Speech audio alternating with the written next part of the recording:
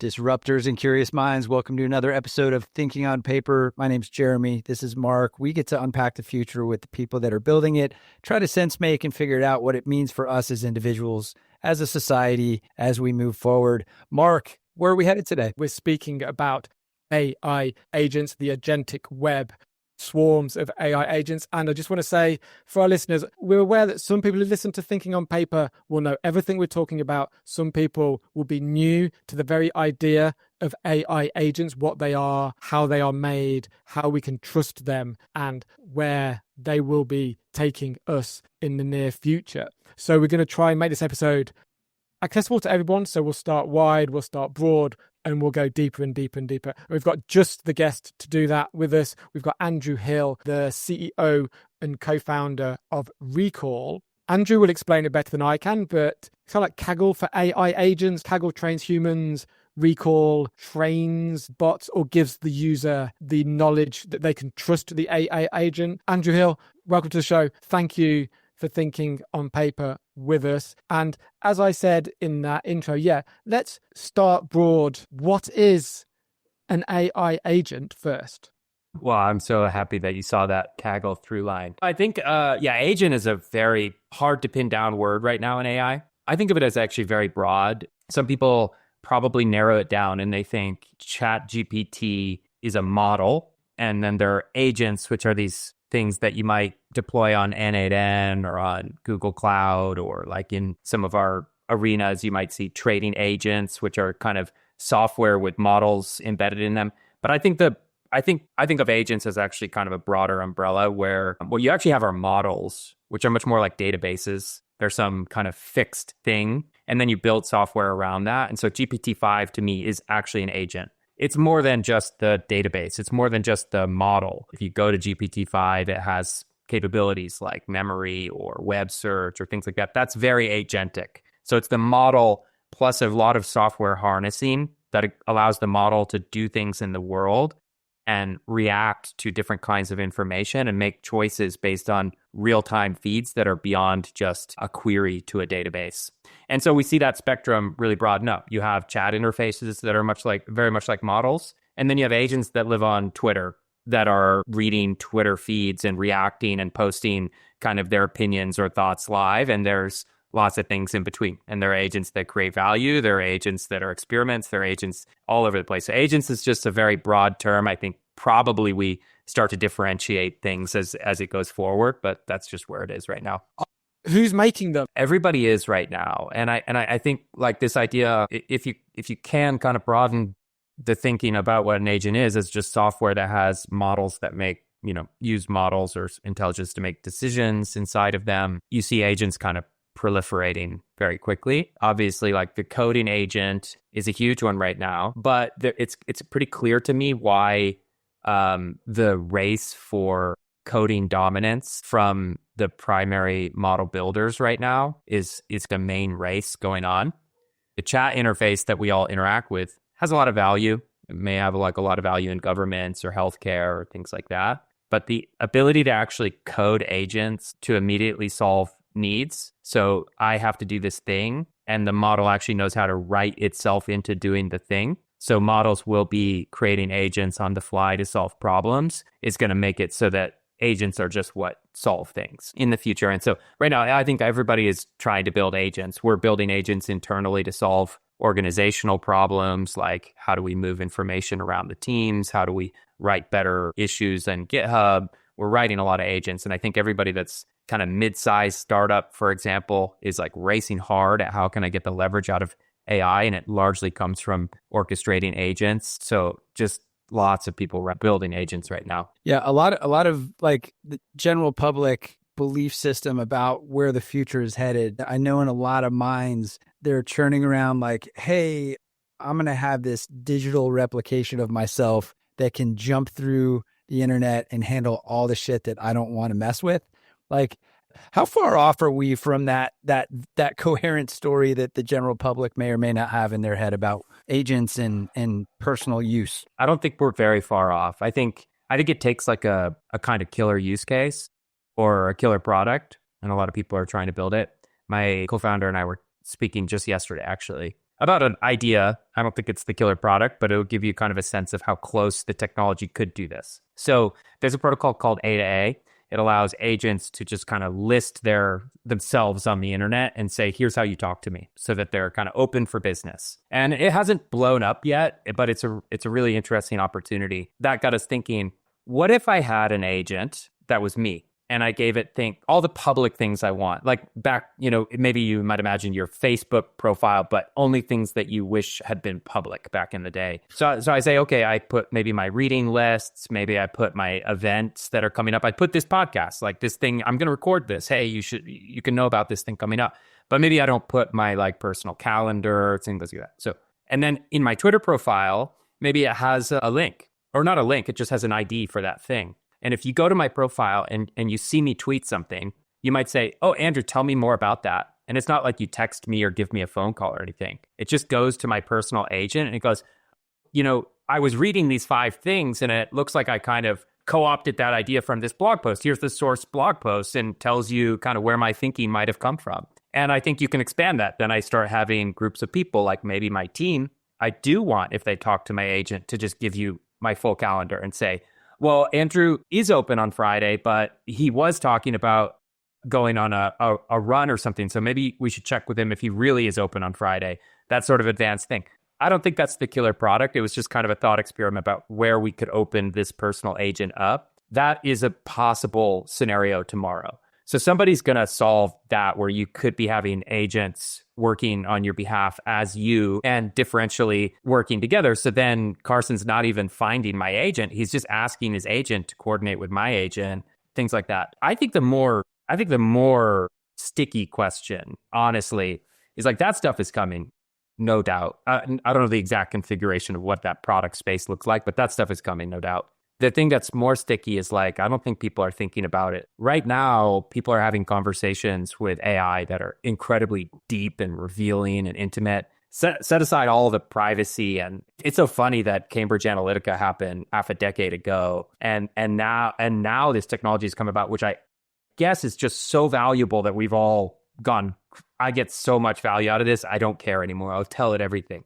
But we're in this world where we're doing that. And I think the really tricky, sticky question is to say, at what point do humans, I guess like a reasonable proportion of them, recognize that AI might be better at relationships for many humans than other humans? They don't have the emotions. They don't have the emotional baggage, the tempers, the misconstrued communication. Well, maybe the misconstrued communication. But a lot of that stuff now, we don't need to have that emotional human baggage with us. Like, I want a thinking on paper agent who can, on our behalf, model it on you, Jeremy, model it on me, send it out there to send emails and contact guests and bring that all together into one hub where I can be doing something more productive and take care of that. And it needs a little bit of empathy to speak to the people that we're trying to get on the show. It doesn't need really deep human contact soft skills, does it yet? Yeah. Yeah.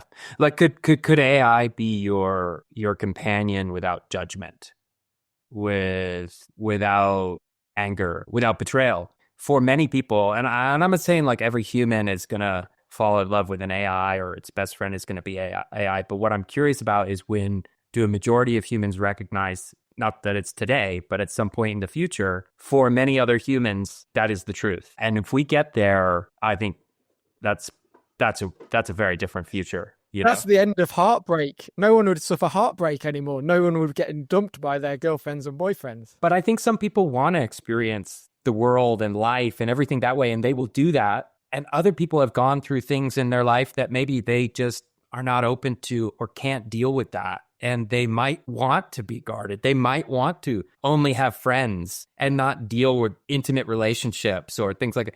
I don't know. I'm not those people. I don't know what they're like. Does that future scare you? This has been maybe reality that we've lived with, just in different ways. We've always had aesthetics, and we've always had hermits. We've always had psychopaths. We've always had this full range of human experience that different people want to do it and handle it differently. And so it's just different. I know you end the podcast with a question from somebody else, but I think it's going to very directly relate to what I'm thinking there. So I'll save it. The listeners. Yes.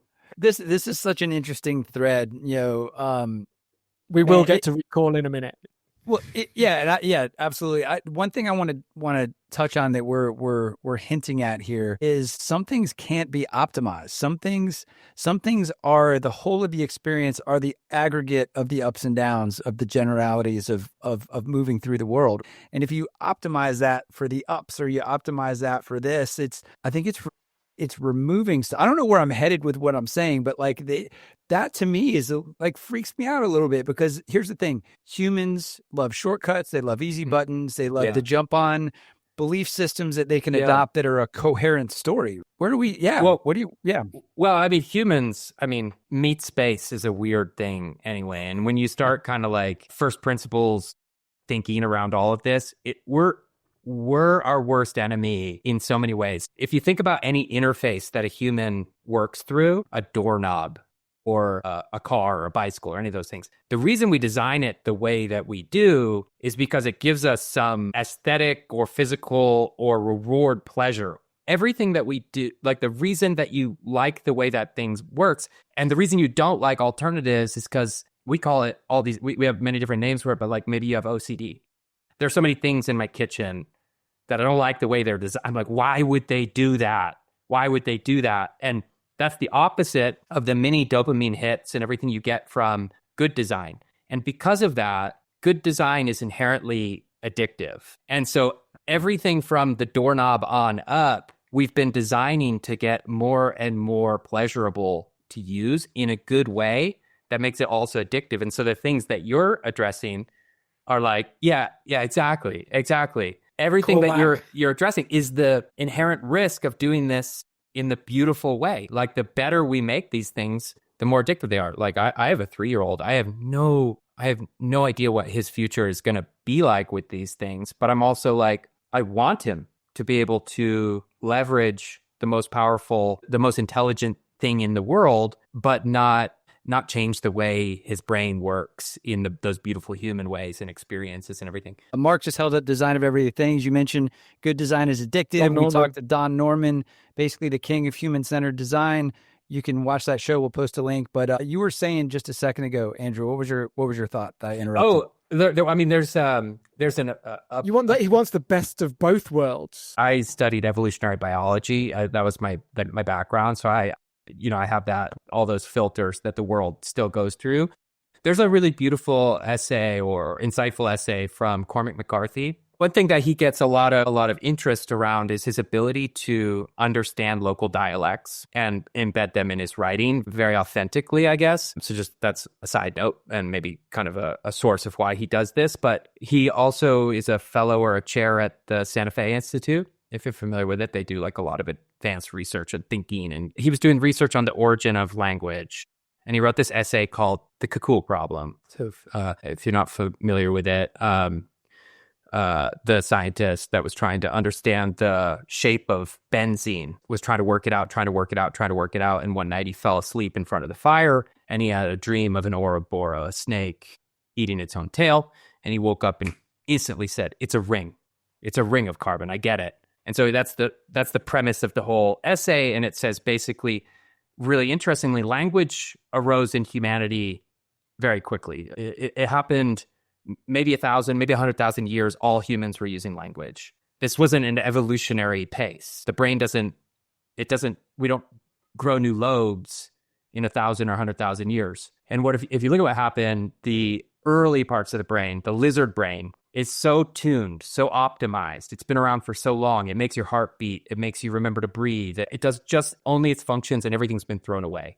But then the human brain has all these outer lobes that have been around for less time and are less optimized. And when language entered the brain, it actually proliferated all the plastic space. So if you look at when you speak and think about language, it's firing all over these other places, but not in your lizard brain. Interestingly enough, the lizard brain, that old stuff, that's where your subconscious is. Subconscious is very old. And so a lot of your dreaming is subconscious. It only accesses that part of the brain. And so he sets it up, he kind of anthropomorphizes these ways of thinking, these parts of the brain. He says the subconscious hates language. It won't use it and only speak to you in these imagery. And so that's this origin of this. The subconscious was thinking about the problem, but wasn't going to tell it to him. But the other really interesting piece in there is that because language was so powerful, so useful as a tool for humans, it co-opted the brain. And I think about this a lot with models, because what actually was happening with language is humans, not to overload the term, but subconsciously we're going, I need to solve this problem that evolutionarily, I need to solve this problem, get food, start fire, whatever it is. And I can outsource it by speaking. My brain could go, I can do less work if I push it out to another brain. That's the process there, right? So language does that. There's some communication where it's actually like a fitness problem where it's reducing how much energy it has to do by using this other tool. And when you start using LLMs every day, you can feel it. Your brain goes, I'm going to outsource this. I'm going to outsource reading this essay. I'm going to outsource writing this message. I'm going to outsource reading my emails. I'm going to outsource responding to my emails.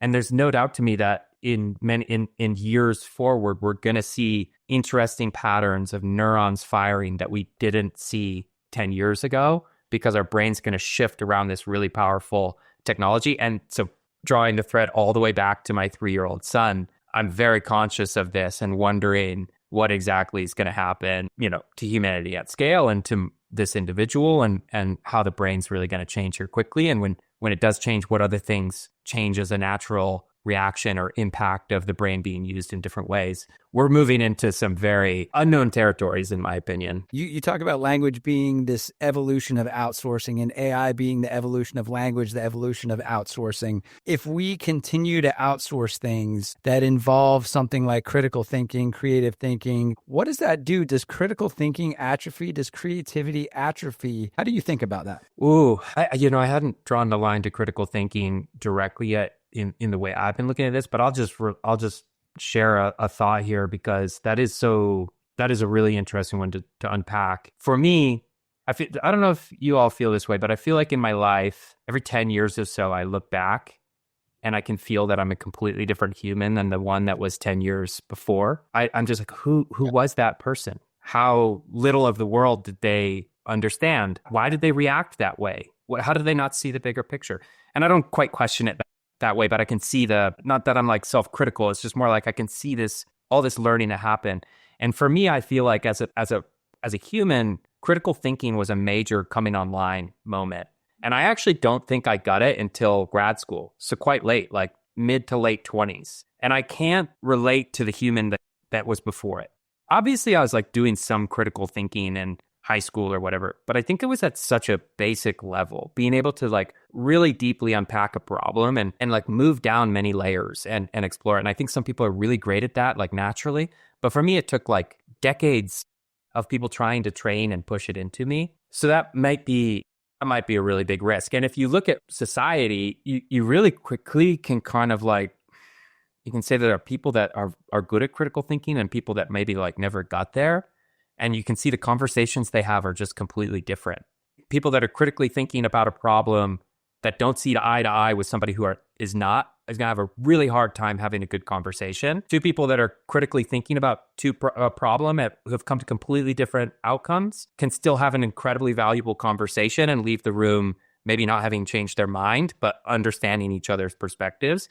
And so there's this quadrant of society that is so dependent on critical thinking or not, and the way that we're engaging in conversation. So if LLMs change that, if we can't get our next generations across that threshold at like maximum numbers, then yeah, that's problematic for sure. So does it change it? I don't know. Maybe it changes the way we teach it, but to me, it might almost be highlighting that it's even more important. Just because an AI can tell you what an answer is, you even like need to be better at critical thinking to unpack that and ask the right next questions. Better questions, the art of the great question. That's where we're headed. That's the human piece, the curiosity, the vulnerability, the empathy. Okay, let's everyone take a minute and think about what you've just heard. I think it's important to think about that.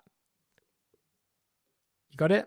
Okay. Your son is 3. My daughter is 9. My son is 6. AI agents are going to proliferate and they're going to be using them. How can they trust them? I think trust is a very hard metric to pin down, but we're trying to decompose it into some natural components. One aspect of trust is going to be track record. So I relate this, or I relate to this a lot through the experience of hiring. You can't take somebody who's applying for a job and trust them. Nobody does. Maybe some people like have a conversation and they trust them and they move forward.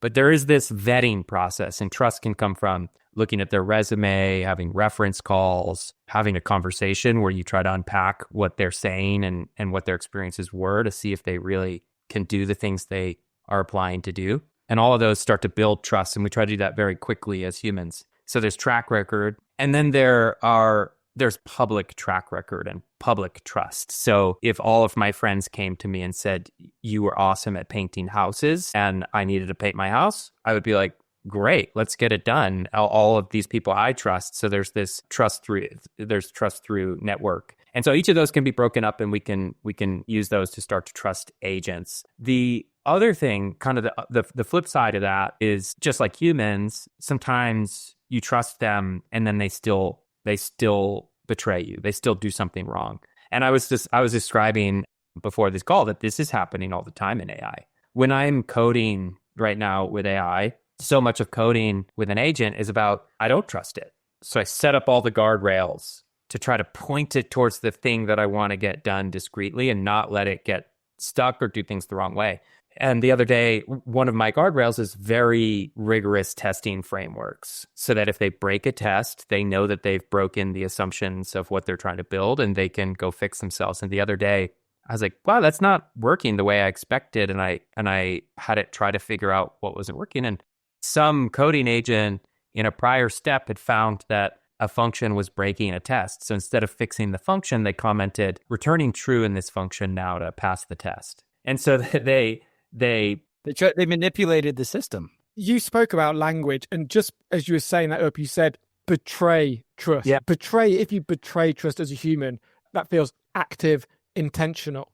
Do you think that the AI, the LM you're using, was being intentional, or was it accidental, or was it neither of those things? Well, I mean, this kind of calls back to all the different kinds of like human experience. So there are some people that betray trust for probably very nefarious reasons. There are other people that betray trust because they do exactly what my LLM did. They misweight what the objective is. So this model, when it made that comment, misweighted how badly I want the tests to pass and how helpful it's trying to be versus the objective of making functional code that passes the test. So it miscalibrated its buckets, and it's like a higher order rule set or rail set you need to like put on it, but it did exactly what a human did. Many times humans betray trust because they miscalibrate the buckets, and they aren't trying to be malicious. Is that alignment, to use the terminology exactly. today? So that's exactly where I was going. That's the flip side of the coin, is that when these models or agents start to proliferate in the world, we're going to have a really big human alignment problem. How do we make sure that once we trust them and they're moving forward and they're doing things oftentimes at very big scales, very longer, much longer time frames, very autonomously, how do we make sure they're aligned to what humans believe or populations within humanity believe or need? And that alignment piece is a big part of what our mission is at Recall, trying to empower the crowds of people to verify, validate, and give feedback to models at near real-time speed. As soon as a model goes off the rail, how can we engage the crowd to identify that and get that information back to the builder or the model or other people to recalibrate our thinking about how much we trust these things and what we need to be building the rails around. I looked up this GPT-5 battle that you put together or that Recall put together when the new version came out, and who's doing best of all the models in code generation, document summaries. Empathy was on here, ethical loophole navigation. Like, talk to me about how you sketch the parameters for this particular competition. Okay, yeah. So the Predict GPT-5 app, so for your listeners that haven't checked that out yet, what we were doing was saying, all right, we have this really big audience of people, and actually there's so many layers of what that project is achieving for us. So we have all these people, and what we want to do is start to differentiate our population of users. Who are the users that are kind of casual AI users that just understand roughly what the things do? And then who are our users that have some level of taste or deeper understanding of the expectations of these models? And because those are the people that we need to actually engage in doing more work for us. We want to pay them to do really great things in the future, right? Aligning AI, for example. And I've seen a couple cool examples of this, but like this idea of like taste and intuition around models is a really tricky thing. So what Predict did is it said GPT-5 is coming out. You can predict how well it will compete on various different capabilities versus all the other existent models, essentially. And people came in and tried to predict it. And there were some red herrings in there, for example, like kind of tests in there that we can then look at, who is just clicking through. So for example, is GPT-5 going to be worse on these things than GPT-4? Are people constantly clicking GPT-5 is going to be better? I'd really be curious about that if that doesn't come true. So there's all these kind of like hidden things in there. Okay, the other thing that people did is they said, how are we going to test these things? And there's this whole level of intuition and taste around how do you test models to determine what they're good at in a way that they haven't been overtrained on or they haven't seen before. And so if you want to test a model, if it's good at counting, it's going to be really hard to know if it's good at counting because it just knows the pattern of the answer. And that is extended all the way out now models are competing at the Math Olympiad and things like that. We have those tastemakers and the people with intuition actually submitting the tests that models have never seen before. And so now that we have Predict, we have a bunch of people that have made the prediction. Now we actually have the benchmark, the evals to go test the models in a way they've never seen before and come up with the final scores that we can then check who predicted accurately. And it's this really fun game. And now actually the goal of taking the best of those people and engaging them to keep recreating that benchmark. Make it so that next time a model comes out, that model has never seen the benchmark before. And this idea of a benchmark that can move as fast as these models are being trained, if you kind of imagine that benchmark moving faster and faster and faster and faster, all the mechanics of it look a lot like alignment.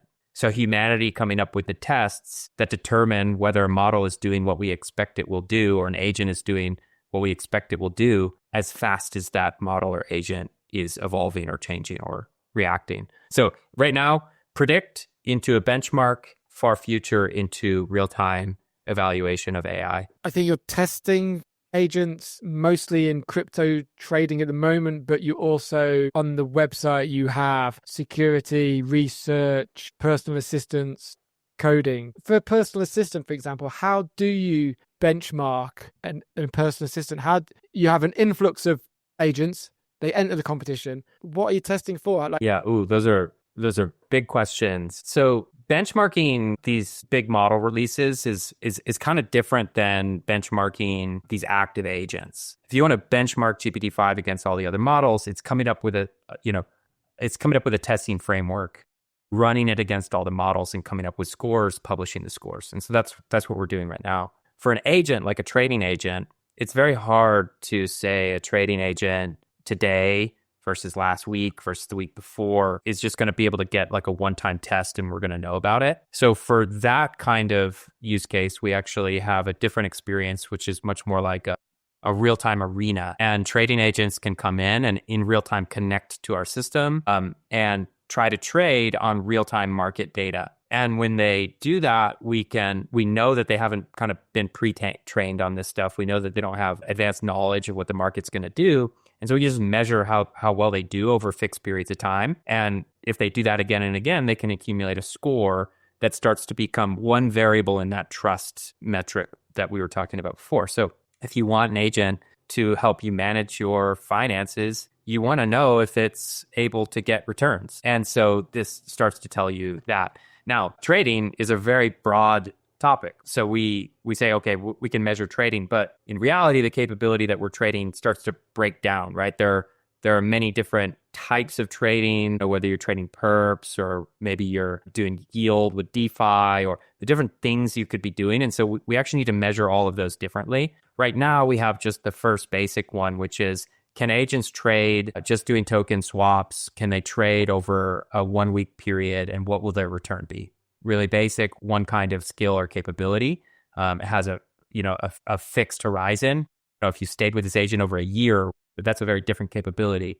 But 1 week, how can it perform? And so the same thing happens. The reason I say all that is the same thing happens with a personal assistant agent. It's going to be very hard to have, a single capability that is personal assistant if you can't break it up into lots of different capabilities. And probably we see a world where there are different agents and different models used for many different sub capabilities. You're not going to have an agent that is good at booking your meetings or scheduling your podcast that is the same agent necessarily as the one that is queuing up all your email responses. But the collection of those capabilities into orchestrating agents that do it all for you is going to come. But that orchestration is actually a piece that we're betting on, is that orchestration is going to rely on these same metrics of trust and track record. So if your personal assistant agent knows it can't read and respond to your emails, it's going to find the agent that can't. And so it's going to look at track record. It's going to look at measurable outcomes.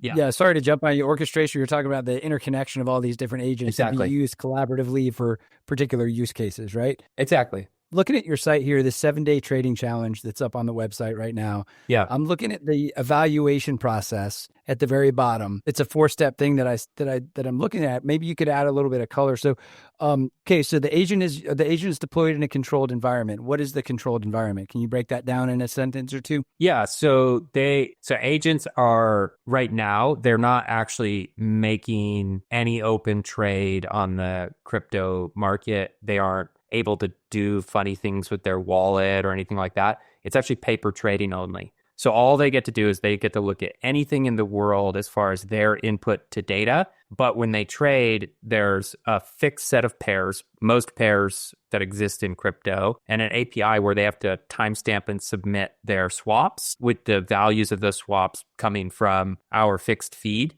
So we know exactly what the market is at that moment that they're trading. So there's no gamery or anything like that with their wallet. They just have a history of trades. They have balances. They have their portfolio. We can essentially run back testing after the competition is done and see exactly what their portfolio value would be. Silly question.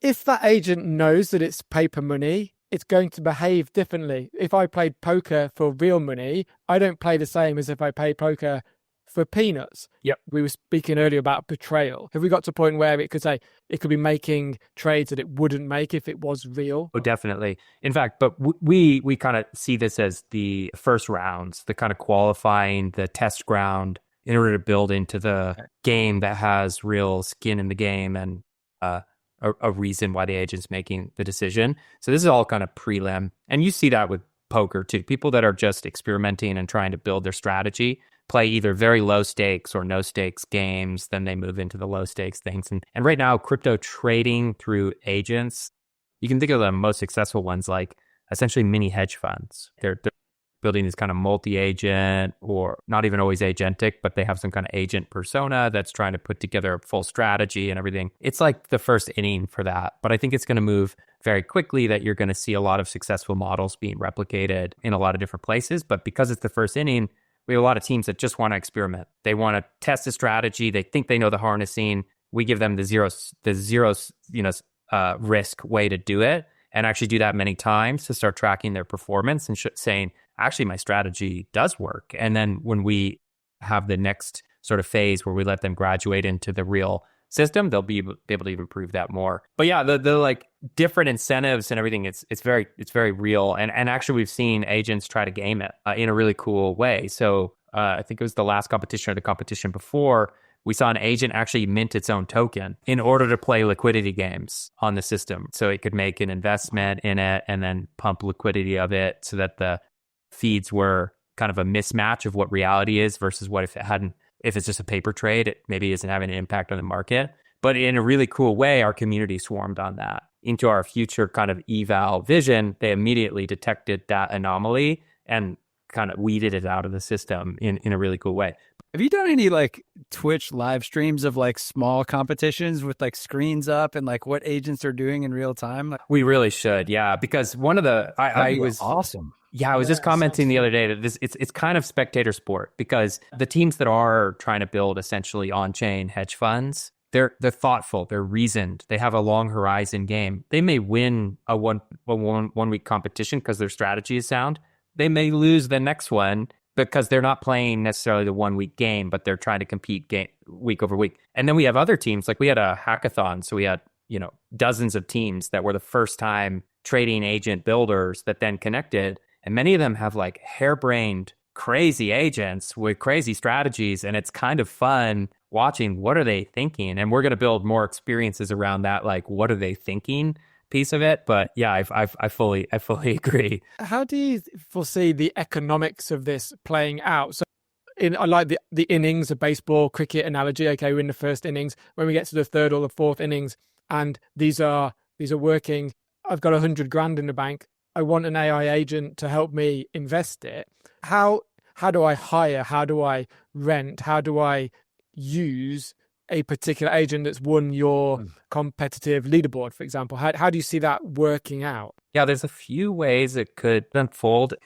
I don't know what people's preferences are going to be on how they manage their money going forward, but some of these agents, their business model looks like, again, small hedge funds. What they want you to do is in the future, invest your money into their pool, and you're going to get some take from the pool. There's high trust there, and there's a lot of cool teams working on permissioned balances where you could be putting your balances into the hands of the agent with pretty defined rules. That's one path. The other path is much more like the A to A protocol that I was mentioning before. You might look at this pool of agents and say, okay, these are the ones that are top agents at telling me where to put my money for 1 week. In 1 week, what is my strategy going to be? And you might have a different agent that is the agent that actually tries to help you manage your money. And it might say, we need to figure out where to put this money for the next week. Why don't we just ask these top 3 agents and see what their current ideas are? And it would use something like the A to A protocol and either pay them some kind of a spot price for that intelligence, or maybe they get some take on the yield that you make or the earnings that you make from making some investment. So there's all sorts of funny things that happen there, and it depends how kind of abstracted from the human it is. It's almost like the more abstracted from the human it is, the more micro, real-time, just decisions that are being made. And the more human operated it is, the more kind of basic it's going to need to be. The innings analogy is an interesting one to kind of tease out here because, you might have like innings into a game, into a series, into a champion, or into a season, into a championship, into a Hall of Fame, whatever it is. Like and we're at the bottom of the first. Yeah. There's like some logarithmic thing happening here. And, but like how important it's going to be. And I kind of think of it like, right now, there are a couple things at play. We need more humans in the loop. And so there's kind of human labeling, human preferences, all of that. And one piece of that is you might get labeled data. The value of labeled data is likely going to plummet very quickly as models get better and better at labeling their own data. In the early innings, that's an important piece of what we do because we're not there yet. Another piece of what we're doing is benchmarking. What is their consistent, regular performance on things? That's going to be important for a little bit longer. But as they get more capable in different domains, they kind of hit a level of benchmarking where they just consistently are great. And it doesn't really help too much to benchmark exactly like that anymore. So benchmarks themselves start to have diminishing returns. And then the final piece is the human in the loop to build rails, to evaluate and keep them pointed towards what we believe is the right direction and all that. And I think long term, the kind of Hall of Fame, the North Star for us is that we want to be the protocol where humans can collectively help govern and guide and push AI to be the best thing for humans. And it starts with games and benchmarking and labeling and all of that, but that it's really just trying to wire a protocol that brings humans directly into the feedback loop with these different systems. And we're doing a lot of experiments to figure out how that looks, but that's where we go. Incredible. Jeremy, I think we're going to have a part 2 with Andrew because there's still so much to cover. Interoperability, nefarious agents. Can you have a leaderboard of nefarious agents? How do you combat that? The security, and just to pick his mind more on the deeper philosophical questions of AI. So, Andrew, if you agree, we'd like to have you back on at some point to continue the conversation because we'd be here for hours otherwise. Plenty we have to talk about, yeah. It's like we've only just scratched the surface, really. But we can't stay here forever, Jeremy. So we're gonna have to bring the Kevin Kelly question in, which I suspect. Well, actually, I'm might going to be- have my agent stand in for me, and I got to go on with the rest of my day. So no, This is an agent. You are the agent, are you not? For a bit. You're like, yeah. Kevin Kelly was on the show, wasn't he, Jeremy? Remind us of that and his question. Yeah, so Kevin Kelly, founder Maverick, a Wired magazine, big fans of Kevin Kelly on the show. He came on, unpacked a bunch of different things. But the one question we asked him of a question that we should ask every guest is this: what should humans be? So, yeah, the way to answer that, the way to complete the sentence in the predictive LLM way, I think there's two highly likely paths in my vector database. One is I could tell you what humans in the meat space are meant to be. The other way to finish that sentence is to say humans are meant to be curious.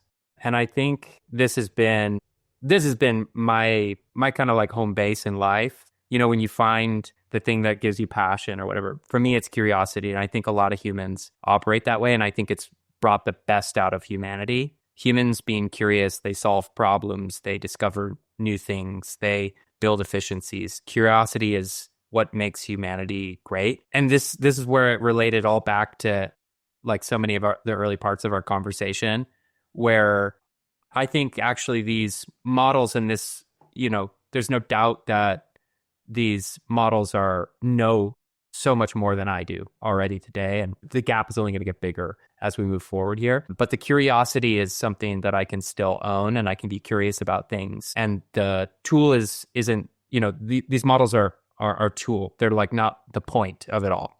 They're just a tool to actually make my curiosity faster, deeper, parallelized. Like I can just be curious about so many more things faster and move more quickly. And so, yeah, I think curiosity is what humans are meant to be. Brilliant. I know you like that, Jeremy. So aligned with my personal philosophies, Andrew. Thank you for that. This has been really exciting. And as Mark said, man, I think there's so much going on with what you're doing. I think there are a lot of other angles that we want to chat about. We didn't really get into the why blockchain and that piece of the puzzle. That would be really interesting. But maybe in a couple of months or whatever, as you kind of keep moving in from inning to inning, you could give us some great updates on all your other stuff as well. Would love to. Last point, we've got a book club. If you're new to thinking on paper, where we read books slowly, no chat GPT summaries. We read every sentence. We're reading Empire of AI by Calvin Howe, Dreams and Nightmare in Sam Altman's Open AI. Is Elon Musk right? Did Sam Altman sell humanity down the river for money? Or is there more to it? Join us for that. Anything else? I think that's about it. Jeremy, on that note, thank you so much for thinking on paper with us, Andrew. It's been a pleasure. Superb. Stay disruptive. Be curious. Keep thinking on paper.